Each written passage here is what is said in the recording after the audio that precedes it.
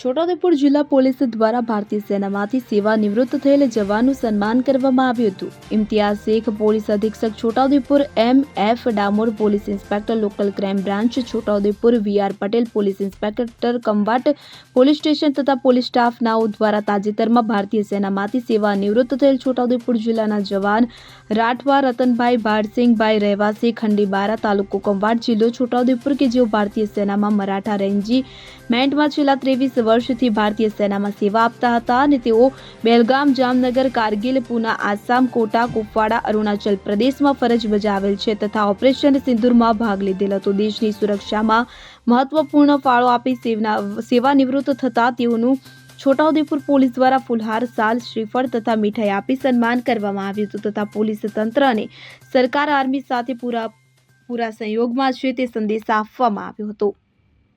સોહિલ પઠાણ સાથે CN 24 news Chhota Udepur. હવે જુઓ દેશ દુનિયાની તમામ ખબરો તમારી આંગળીના ટેરવે. ઉઠાવો મોબાઈલ અને ગૂગલ પ્લે સ્ટોર પરથી ડાઉનલોડ કરો અમારી સીએન 24 ન્યૂઝ મોબાઈલ એપ.